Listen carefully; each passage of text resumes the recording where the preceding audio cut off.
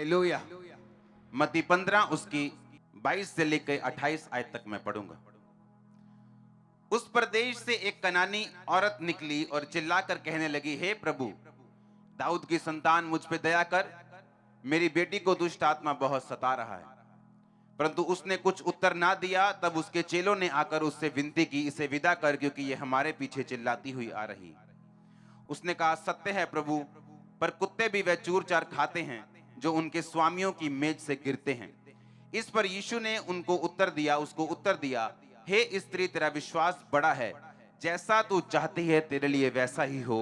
और उसकी बेटी उसी घड़ी से चंगी हो गई। हालेलुया। अपने हाथों को उठाओ और बोलो, जितना वचन मैंने पढ़ा और आज सुनूंगा और 100 गुना फलों को लेके आऊंगा, ये मेरा वायदा है परमेश्वर के साथ। ऊंची आवाज में मांगो, आमीन।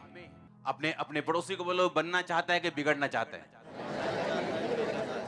अगर तो बनना चाहता है तो अधीनगी में रहना, नम्रताई में रहना। अगर बिगड़ना चाहता है तो घमंड में रहना। हालेलुया। आप जानते हैं यीशु मसीह के पास अब ये औरत आई। बाइबल कहती है 22 आयत में, कनानी औरत निकली और प्रभु से कहने लगी, मुझ पे दया कर, मेरी बेटी को दुष्ट आत्मा सता रहा है। और प्रभु ने कुछ भी उत्तर नहीं दिया। चेलों ने आगे कहा कि परमेश्वर इसको चंगा कर, इसकी बेटी को पीछे चिल्लाती हुई आ रही है, सानू वेला कर। तो परमेश्वर ने कहा, मैं इजराइल के घराने की खोड़ी हुई भेड़ों के पास ही भेजा गया हूं। और फिर परमेश्वर ने क्या कहा? और फिर वो औरत आ गई और परमेश्वर ने कहा कि मैं लड़कों की रोटी कुत्तों को नहीं दूंगा। आपको बड़े ध्यान से समझना है। अगर आज कोई चर्च में आशीषित बैठा है, उसका रीजन है। अगर कोई आज टेस्टिमनी दे रहा है, उसका रीजन है। अगर किसी की मिनिस्ट्री ने ग्रो किया है, उसके पीछे रीजन है। अगर सुलेमान सबसे अमीर था तो उसका रीजन दाऊद का बीज था सबसे बड़ा। हाँ या ना? आप समझ रहे मेरी बात क्या? नहीं। अगर पौलुस ने सबसे अधिक काम किया और सबसे ज्यादा कलीसियाएं स्थापित की, तो उसका एक रीजन था। बाइबल कहती, पौलुस कहता, मैं सबसे अधिक गैर भाषाओं में बातें करता हूं। पता है कि नहीं पता?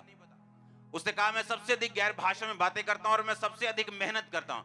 कुछ भी इस धरती के ऊपर इत्तेफाक से नहीं होगा।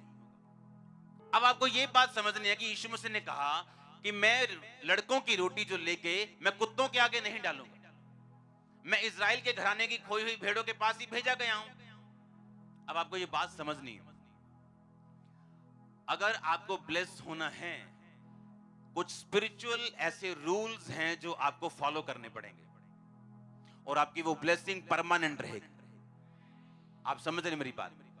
आपकी वो ब्लेसिंग परमानेंट होगी, चाहे वो स्पिरिचुअल हो, चाहे वो फिजिकल हो, चाहे वो पारिवारिक हो, चाहे वो फाइनेंशियल ब्लेसिंग हो। जो मैं आज आपको बताने जा रहा हूं, अगर उसको आप फॉलो करते हैं, आपकी ब्लेसिंग्स परमानेंट होंगी यीशु मसीह के नाम में। अब परमेश्वर ने कहा कि मैं लड़कों की रोटी कुत्तों को नहीं डालूंगा। आप जानते हैं क्यों? परमेश्वर यीशु मसीह को यह बात मालूम थी कि अगर मैं इस औरत में से दुष्ट आत्मा निकाल भी दूंगा तो ये वापिस अन्य जातियों में ही जाएगी, वापिस उन्हीं को पूजेगी और मेरी दुष्ट आत्मा का निकालना व्यर्थ होगा। इसलिए परमेश्वर ने कहा, मैं इजराइल के घराने की खोई हुई भेड़ों के पास भेजा गया हूं।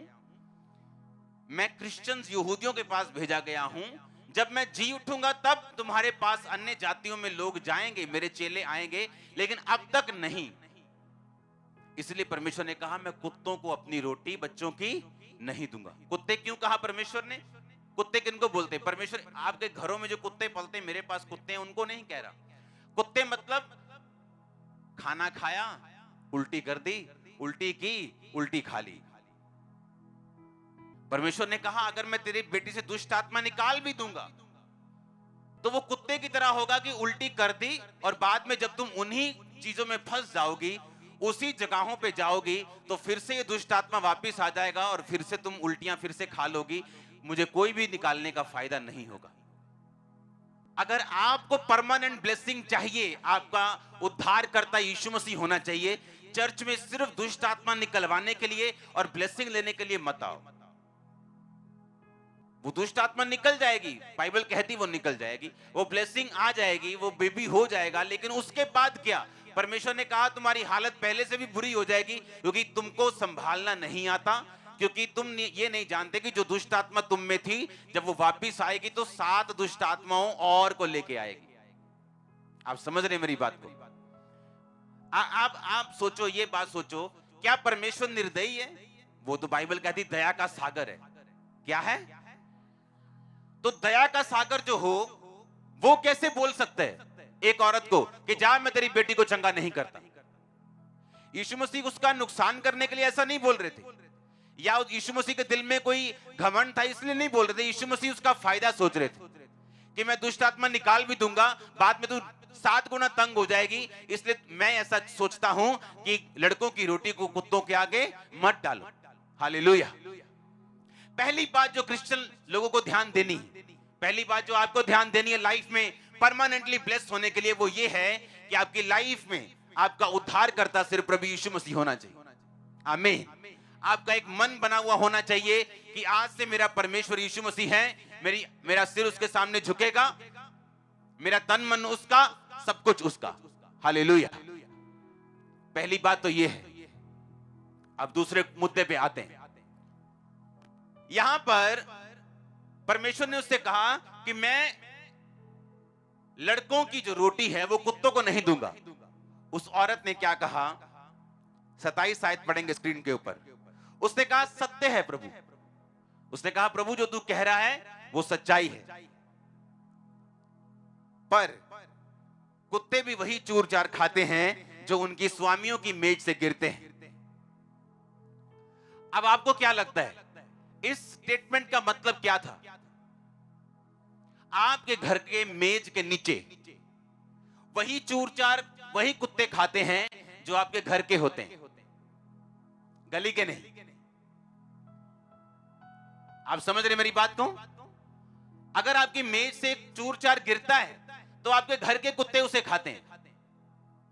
अगर मेरी मेज से कुछ गिरता है, अगर नहीं भी गिरता तो मैं अपने डॉगी को अगर साथ बैठा हो तो उसे खिलाता हूं।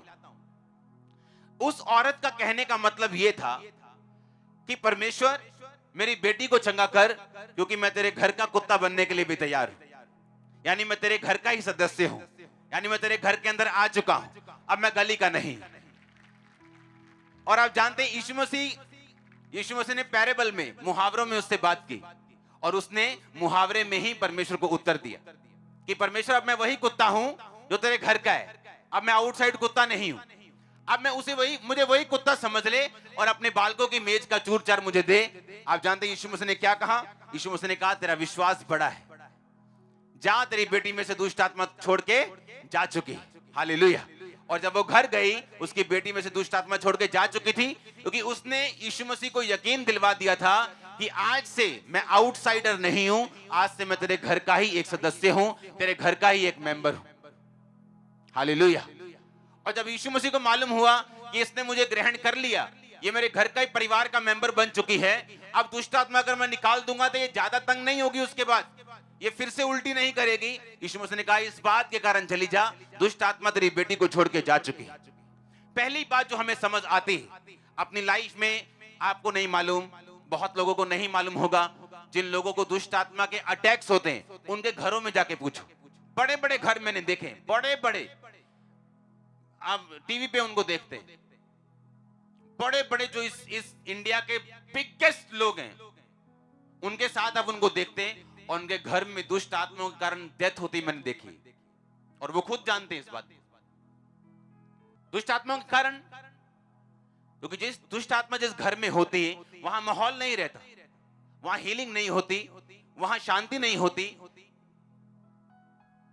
तो परमेश्वर, तो आपको ये बात समझनी चाहिए कि अगर डिलीवरेंस चाहिए, अगर छुटकारा चाहिए, वो फाइनेंशियल हो, वो मेंटल हो, वो शरीर का हो, वो आत्मा का हो, वो घराने का हो, वो मैरिज का हो, अगर मुझे छुटकारा चाहिए तो पहली बात मुझे परमेश्वर के पूरी तरह से अधीन होना पड़ेगा, हाँ या ना? और दूसरी बात मुझे नम्र होना पड़ेगा। अगर ये औरत नम्र ना होती तो कहती कोई गल नहीं प्रभु, तू मैंने कुत्ता कहता, अब मैंने आना ही नहीं, अब मेरी बेटी में दुष्ट आत्मा आए या ना आए, तूने मुझे कुत्ता कह दिया, अब मुझे आना ही नहीं, मुझे तुझे मानना ही नहीं, तूने कुत्ता कह दिया, मैं कुत्ता कैसे हूं? लेकिन उसने परमेश्वर के मुहावरों को समझा, उसने परमेश्वर की बातों को समझा, क्योंकि समझने के लिए आपका मन दीन होना चाहिए। हालेलुया। पहली बात, यीशु मसीह को उद्धारकर्ता ग्रहण करना। दूसरी बात, नम्र रहना। अगर आपकी लाइफ में नम्रता ही है, आप बड़े काम कर सकते हैं। और अगर घमंड है, परमेश्वर आपको कभी बढ़ाएगा नहीं। याकूब 4 उसकी 6 आयत और 7 आयत में लिखा, आपकी स्क्रीन के ऊपर देखेंगे। उसमें लिखा, वह तो और भी अनुग्रह देता है। इस कारण वह लिखा है कि परमेश्वर अभिमानियों का विरोध करता है और दीनों पर अनुग्रह करता है। इसलिए परमेश्वर के अधीन हो जाओ और शैतान का सामना करो, वह तुम्हारे सामने से भाग निकलेगा। परमेश्वर ने कहा, मैं अभिमानी को क्या करता हूं? विरोध करता हूं। उसने कहा, वो अभिमानियों का क्या करता है? बोलो अपने पड़ोसी को, बोलो अभिमानियों का विरोध करता है।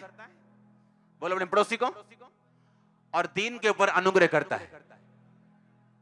नम्रता क्रिश्चियन जीवन की ये एक फल है, ये एक गुण है। अगर आप में है, परमेश्वर आपको जितना मर्जी बढ़ा सकता है। परमेश्वर के दास के द्वारा टीचिंग्स को सुनने के लिए, अनाउंसमेंट्स और अपडेट्स को जानने के लिए आप हमारे YouTube चैनल को सब्सक्राइब करें और साथ में बेल आइकन को दबाएं, ताकि जब भी कोई नई अपडेट हो तो आप सबसे पहले जान सकें।